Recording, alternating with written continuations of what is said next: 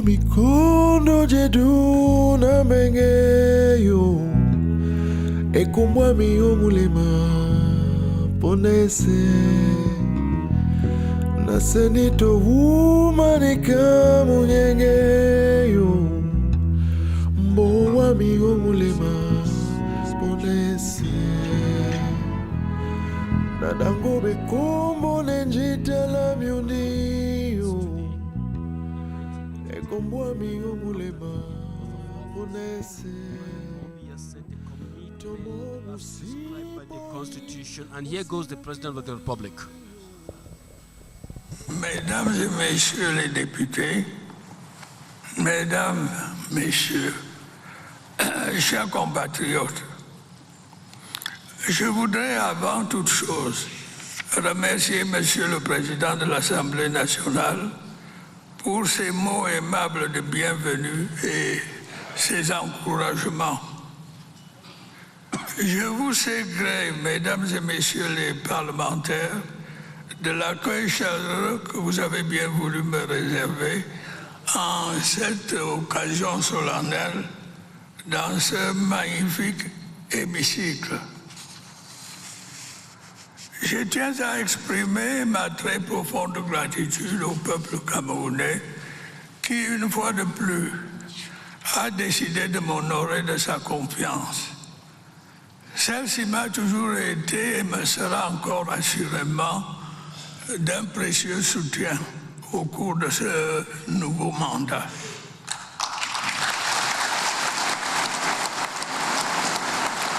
Je tiens à le dire de la manière la plus solennelle qui soit. Je ne ménagerai aucun effort pour continuer à être digne de cette confiance. Quelles que soient les circonstances, quelles que soient les difficultés, les obstacles ou les défis. Tel est le sens du serment que je viens de prêter devant le peuple camerounais que vous représentez.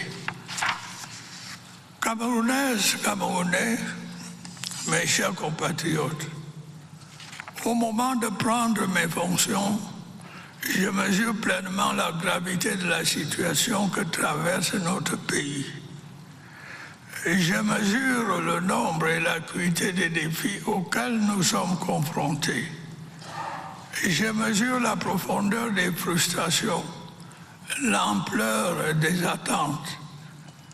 Je mesure l'importance des responsabilités qui vont être celles du président de la République. Je voudrais en cette occasion solennelle renouveler devant vous un engagement que j'ai déjà pris par le passé dans les mêmes circonstances. Celui de rester fidèle aux idéaux qui m'ont guidé depuis mon accession à la magistrature suprême. Celui de me consacrer entièrement à la mission sacrée que Dieu Tout-Puissant et le peuple camerounais souverain ont bien voulu me confier, celle d'œuvrer sans relâche à l'avènement d'un Cameroun uni, stable et prospère.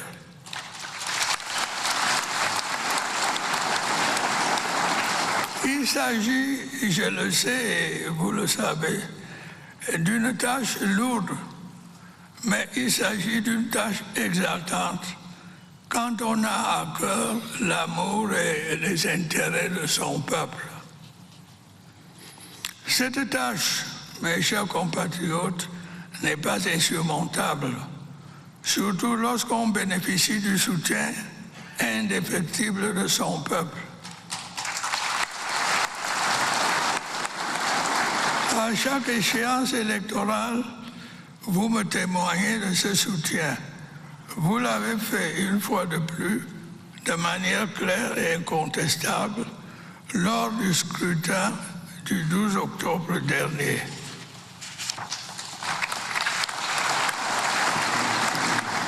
Camerounaises et Camerounais de l'intérieur comme de la diaspora, en ce jour où j'entame un nouveau mandat de par la volonté de Dieu et du peuple camerounais souverain, je voudrais tendre la main à tous et à chacun.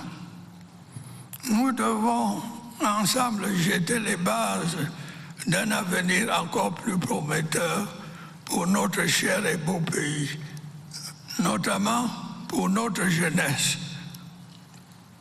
Nous avons certes beaucoup accompli, mais nous avons encore tant à réaliser ensemble pour nous-mêmes, mais aussi pour les générations futures. J'en appelle donc à l'union sacrée. Joignez-vous à moi pour que nous puissions ensemble, dans la paix et la concorde, relever les formidables défis auxquels notre pays est confronté. Je vous invite tous à prendre part à ce combat salutaire. Les joutes de l'élection présidentielle sont derrière nous. L'heure est désormais au rassemblement. Ce pays est notre patrimoine commun. C'est notre bien le plus précieux. Nous devons le construire, le solidifier, le moderniser et non le détruire.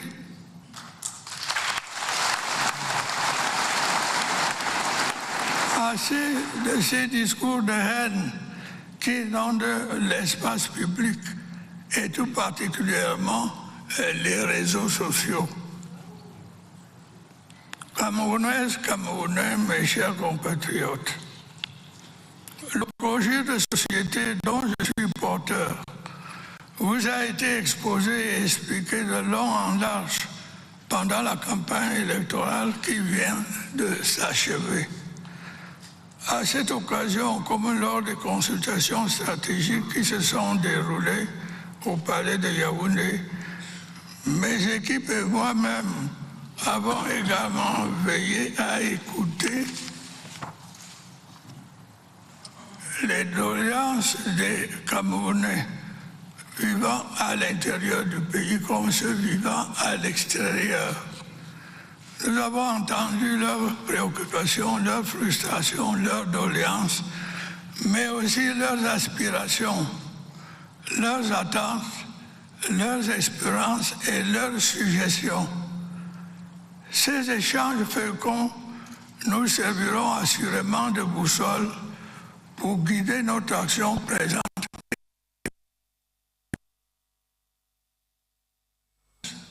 Camerounais, mes chers compagnons.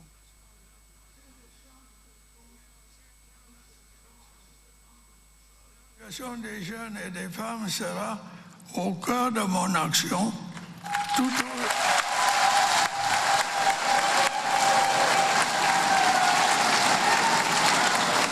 au long de ce septennat. L'un des principaux objectifs que je me suis fixé à cet égard est de promouvoir une meilleure responsabilisation et une meilleure protection des jeunes et des femmes.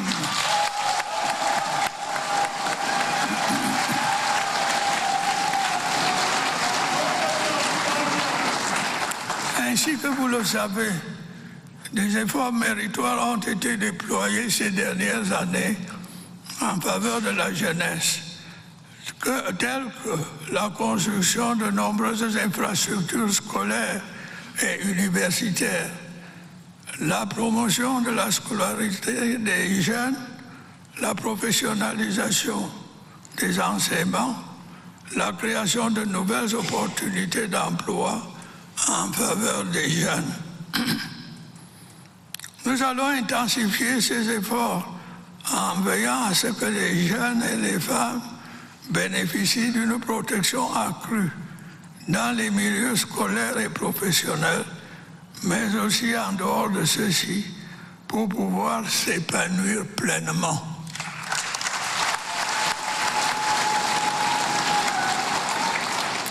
Les métiers et autres activités attirant tout particulièrement les jeunes filles et les femmes bénéficieront d'un plus grand soutien de l'État, notamment au plan financier.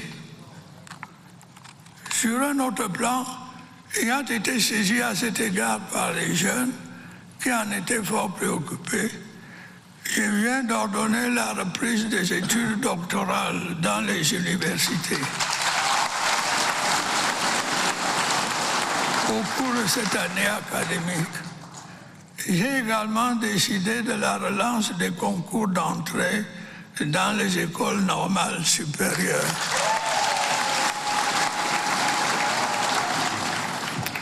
Mes chers compatriotes, mesdames et messieurs, j'envisage de mettre en œuvre dès les premiers mois de ce septennat un plan spécial de promotion de l'emploi des jeunes dont les axes principaux seront les suivants. Premièrement, la mise en place de facilités administratives et fiscales pour les entreprises privées avec en contrepartie l'obligation pour celles-ci de recruter les jeunes. Deuxièmement, le renforcement des mécanismes d'encadrement et d'accompagnement des jeunes dans la conception, la mise en œuvre et le financement de leurs projets. Ceci se fera en liaison avec les banques locales et les bailleurs de fonds internationaux. Troisièmement, la promotion du développement d'entreprises dans les secteurs à fort potentiel de création d'emplois, à l'instar du numérique, des mines, de l'agriculture et des services. Quatrièmement, dès le prochain exercice budgétaire, une proportion du budget d'investissement de l'État sera consacrée à la réalisation de travaux à haute intensité de main-d'œuvre, au profit des jeunes sur toute l'étendue du territoire. Ceci se fera en lien avec les collectivités territoriales décentralisées et les associations. La réussite de ce plan sera facilitée, j'en suis persuadé, par le courage, l'ingéniosité et l'inventivité dont nos jeunes compatriotes savent si souvent faire preuve. Mes chers compatriotes, mesdames et messieurs, soucieux d'apporter des réponses appropriées aux préoccupations des populations, nous veillerons au cours de ce septennat à accélérer la réalisation des projets en cours dans différents secteurs stratégiques tels que l'énergie, l'hydraulique, les infrastructures routières et la santé publique. Il va sans dire que les efforts engagés dans la lutte contre la corruption seront intensifiés.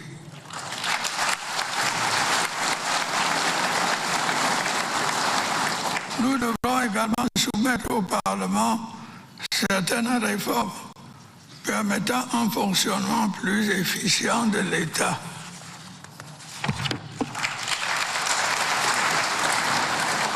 Grâce à une adaptation de nos institutions aux exigences de notre environnement.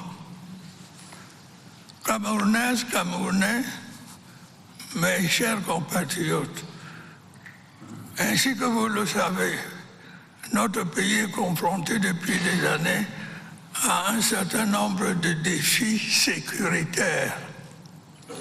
Dans les régions du nord-ouest et du sud-ouest, mais aussi de l'extrême nord, des groupes terroristes, dont certains viennent de pays voisins, ont longtemps semé la mort et la destruction.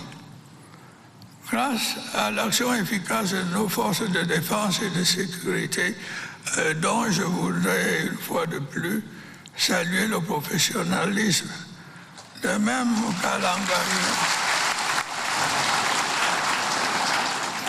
qu'à l'engagement courageux de nos vaillantes populations, la situation générale s'est nettement améliorée.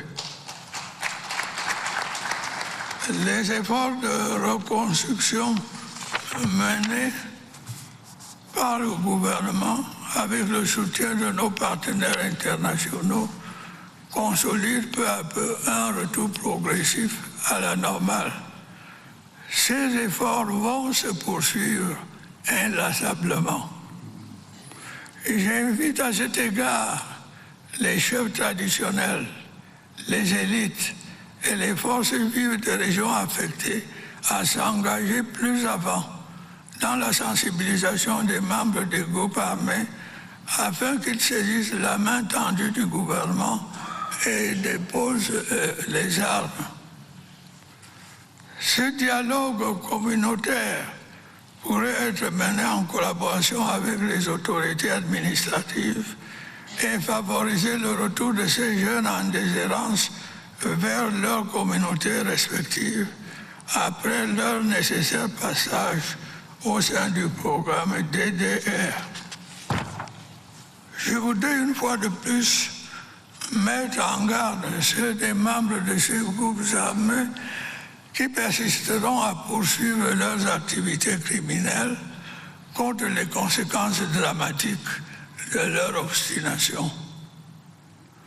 Je remercie les pays amis qui ont commencé à traquer et à traduire en justice les commanditaires de ces actes criminels qui se terrent sur leur territoire. J'encourage ceux de nos partenaires qui ne l'ont pas encore fait à leur emboîter le pas et agir contre ces terroristes.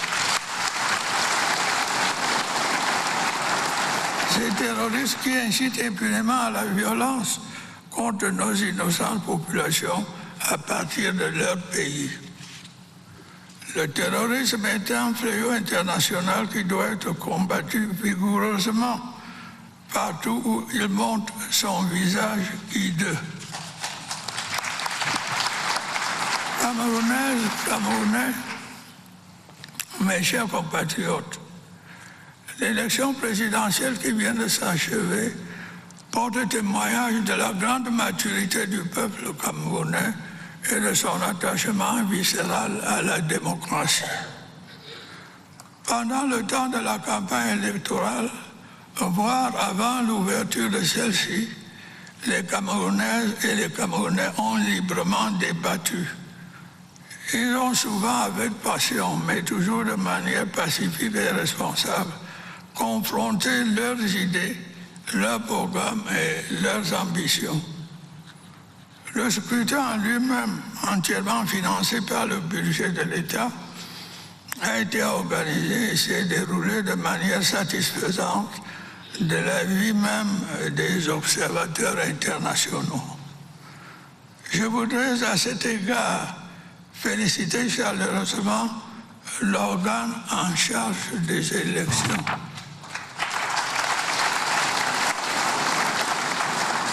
Une fois encore, l'ECAM a pu relever ce formidable défi dans un contexte qui n'était pas toujours facile.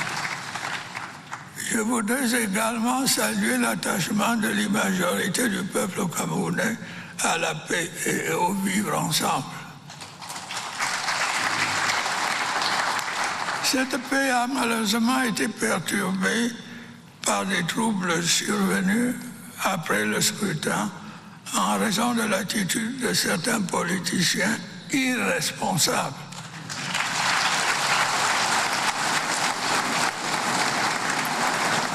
Dans diverses localités, des scènes de pillage et de vandalisme d'une violence inouïe ont été observées. Il en a résulté des incendies, des destructions de biens publics et privés, des attaques contre les forces de l'ordre et des pertes en vie humaine. La situation a pu être maîtrisée grâce au courage, à l'abnégation et au professionnalisme des forces de défense et de sécurité qu'il me plaît de féliciter chaleureusement.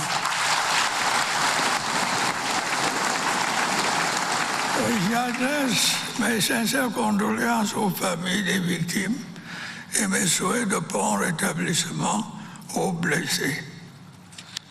J'en appelle au sens des responsabilités des uns et des autres. Et je m'adresse à tous ceux qui s'emploient à attiser la haine et la violence dans notre pays, notamment à certains de nos compatriotes de la diaspora. Le Cameroun n'a pas besoin d'une crise post-électorale dont les conséquences pourraient être dramatiques, comme cela s'est vu sous d'autres cieux. Mes chers compatriotes, il est de ma responsabilité de veiller à ce que l'ordre soit maintenu. Je puis vous l'assurer, l'ordre régnera.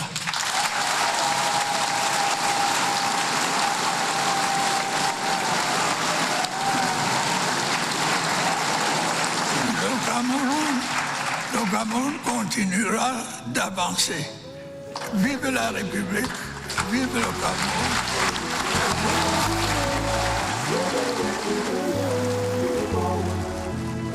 Better than